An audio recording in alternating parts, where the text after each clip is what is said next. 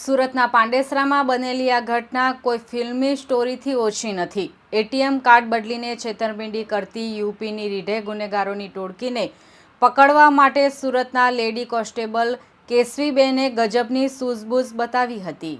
જ્યારે પોલીસે બાતમી મળી હતી કે એટીએમ બદલી લોકોને લૂંટતા આરોપીઓ જીયાઓ ગામમાં છુપાયા છે, ત્યારે તેઓ સતર્ક ન થઈ જાય તે માટે કેશવીબેને ડોક્ટરનો સફેદ એપ્રોન પહેરી વેશપલટો કર્યો હતો। બીમારીની તપાસ કરવાના બહાને તેઓ આરોપીઓના મકાનમાં પ્રવેશ્યા અને ખાતરી કરી કે 5 આરોપી અંદર છે, જે બાદ તેઓએ ટીમને સિગ્નલ આપતા અન્ય પોલીસ કર્મીઓએ આ ટોળકીને દબોચી લીધી હતી।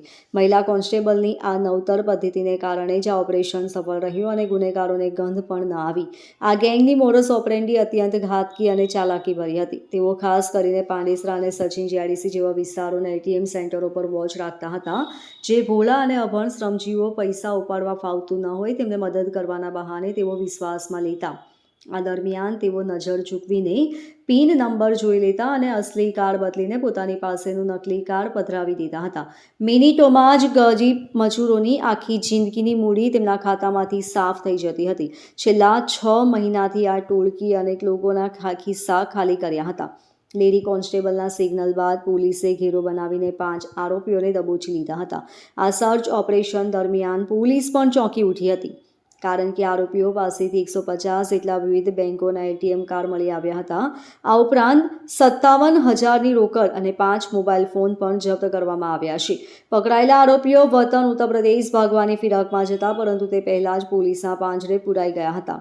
આ સફળતાથી પાંડેસરા, સચિન અને વેસાન પોલીસ સ્ટેશનમાં નોંધાયેલા 5 જેટલા ગંભીર ગુનાનો ભેદ ઉકેલાઈ ગયો છે અને કુલ 1,10,000નો મુદ્દામાલ કબજે કરાયો છે।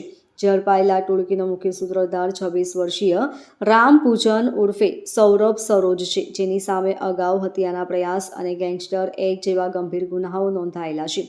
તેની સાથે જ અનિલ, વિશાલ, રાહુલ, વિકાસ નામના શખ્સો પણ સામેલ હતા, જે મૂળ ઉત્તર પ્રદેશના આઝમગઢના વતની છે। આ ટોળકી સુરતના આવાસમાં રહીને ગુનાહિત પ્રવૃત્તિઓ ચલાવતી હતી। રામપૂજનના નેતૃત્વમાં આ ગેંગ ખૂબ જ વ્યવસ્થિત રીતે છેતરપિંડીનું જાળ બિછાવતી હતી। સુરત પોલીસની સમય સૂચકતાએ આ આંતરરાજ્ય ગેંગના મૂળિયા ઉખેડી નાખ્યા છે। Bureau report, LK star news, Surat.